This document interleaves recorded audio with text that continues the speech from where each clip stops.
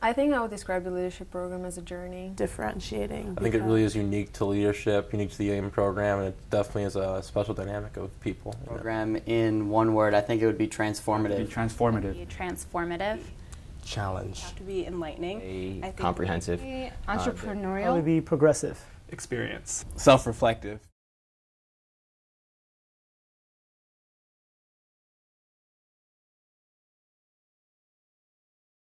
Something that really never gets touched on in the regular classroom curriculum is the self-awareness piece of it. We did different things such as a leadership practices inventory where we were looking at our getting 360 feedback from people that we work with.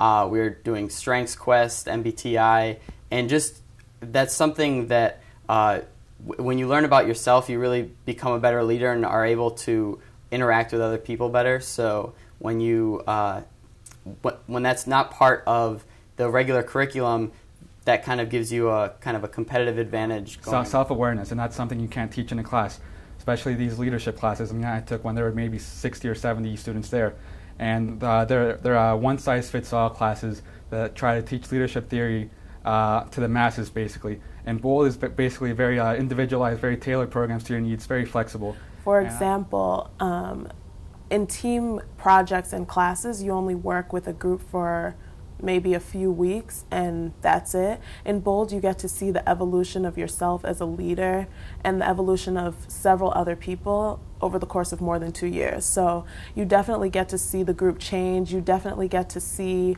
who fits what type of role, who has what type of niche. It's almost like a family that grows. We really had to work together towards a common goal, and we really don't have that much in a classroom setting. It's more just tests. I think when you're sitting in class, a lot of it is, it's very one-sided. You're just sitting and absorbing. You're not really interacting that much. In BOLD, I learned a lot of interpersonal skills and how to come up with an answer on my feet instead of sitting there and when you're in a class sitting back and kind of taking time to contemplate. In BOLD, it was more like, tell me what you're thinking now. In this organization, there's really no designation. We're kind of all on an equal playing field. And so working with other people that are all trying to improve their leadership is something that you're not going to get elsewhere, especially at Cornell. You might get it at leadership retreats or something like that your company might send you to, but getting it at college just adds on to that theme of experience that goes with the whole BOLD program.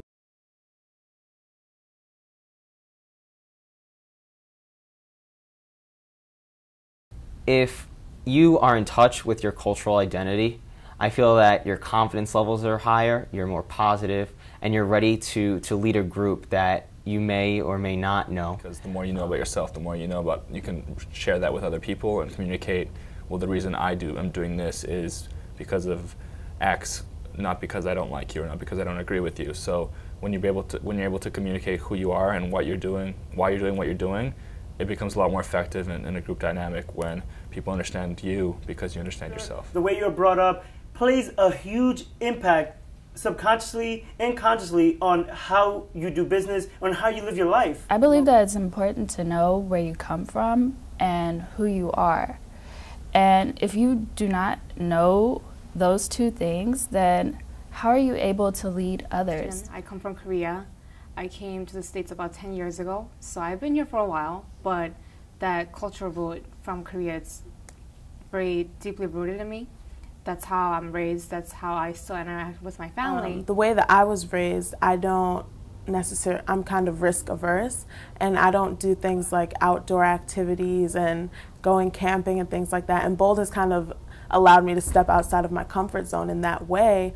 The first time that we did that was through a Cornell outdoor activity, and we were out in the snow. I was freezing, and I remember some of the people were having so much fun. And before I got to the activity, I was wondering, why would anyone want to do this?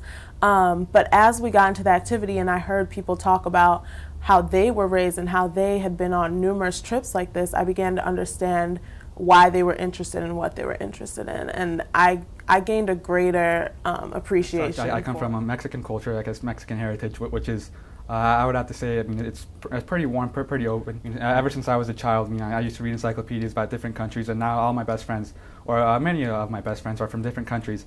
And I guess, and I accept that. And part of that is because I do come from this different culture. I know what it's like to be different.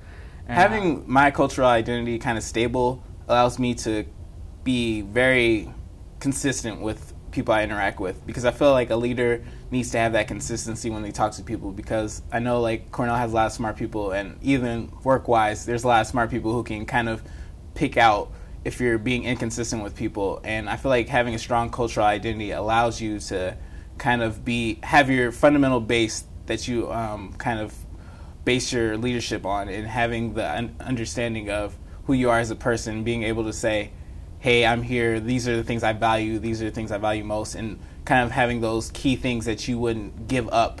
And I was working for a group of software engineers in China, and they're like completely different from me. They weren't really exposed to Americans, and let alone African Americans, so like they had a lot of different feelings about how, you know, Americans act and how their kind of values are.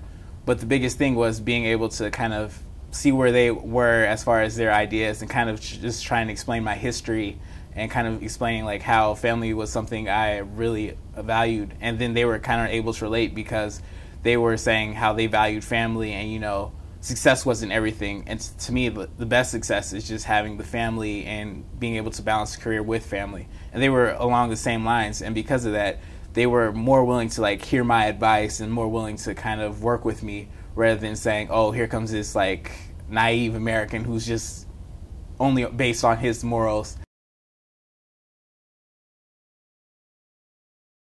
I guess for me, one experience that had the most deep impact on me was the community service project that we did with the children in Kenya. I also come from a less developed country, so I know what it is to be very hungry for knowledge and not to have the necessary tools to actually implement what you really want to do. What we did was fundraise and put solar panels so that the children could also study during the night, and also have computers. All the way through, I remember sitting around a table in Mann Library lobby talking about what we wanted to do, and somebody would say this, and we'd modify it a little bit, and we'd say, well, how can we do that a little bit more?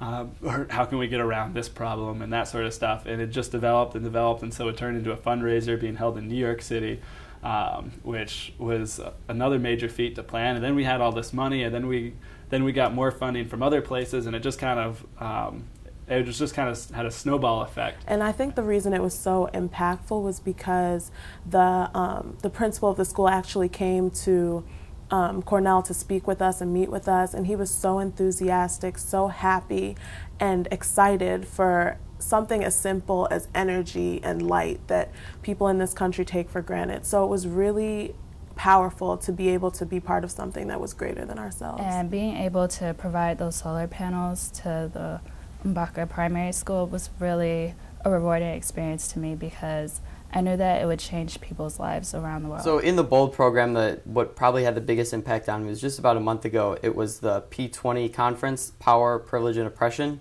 And what it really brought to light was the difference between equity and equality. It was really interesting. It was something I had never thought about before, whereas if you're looking at equity, it's what might be equitable, fair to all the groups, programs like affirmative action. And then when you look at equality, it's just getting to that level. We're still a long way away from that. I would say the unique experience that has had the most impact on me is definitely some of the early team building activities we did. I know one is where we actually were broken up into teams, and we were given kind of a business and specific things that we had to make with our business. Like we actually had to make a product and figure out how to sell it, how to market it, how to make it more attractive than our competitor's product. And that was like one of the first experiences I had in the program. It was like, wow, this is really, this is fun. This is something that's interesting and